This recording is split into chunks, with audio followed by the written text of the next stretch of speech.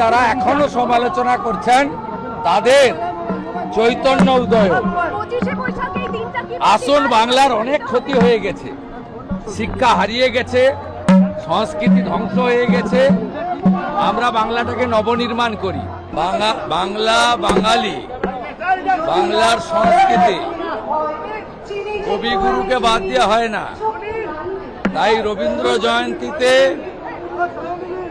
বাংলায় নতুন জাগরণের আজ সূচনা। নতুন সরকার দায়িত্ব নিল, কবিগুরুকে প্রধানমন্ত্রী প্রণাম জানিয়ে মুখ্যমন্ত্রীকে শপথ নেওয়ালেন এবং আমরা দায়িত্বভার নিলাম। বাংলা বাঙালির সংস্কৃতি কবিগুরুর চেতনাতে, কবিগুরুর ভাবনাতে হবে, তার আজকে শুভ সূচনা। একটাই মন্ত্র স্বামীজির, চোরইবতী চোরইবতী।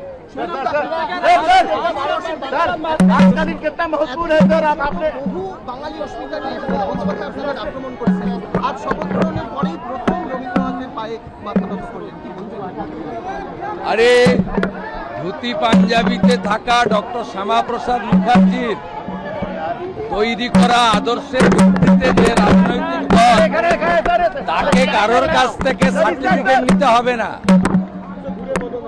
আমি একটি বিতর্কিত কথা বলবো না, আমি মুখ্যমন্ত্রী, আমি এখন সকলের। আমি চাই শুভ বুদ্ধির উদয় হোক। আমি শুধু বলবো যারা এখনো সমালোচনা করছেন তাদের চৈতন্য উদয় হোক। আসল বাংলার অনেক ক্ষতি হয়ে গেছে, শিক্ষা হারিয়ে গেছে, সংস্কৃতি ধ্বংস হয়ে গেছে। আমরা বাংলাটাকে নবনির্মাণ করি, অনেক দায়িত্ব।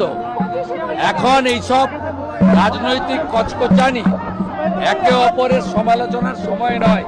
যারা করতে চাইছে করুন, আমরা শুধু এগিয়ে যাব। আমরা করব জয়।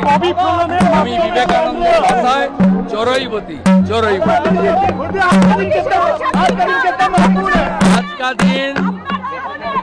आज का दिन बहुत महत्वपूर्ण है देश के लिए, बंगाल के लिए।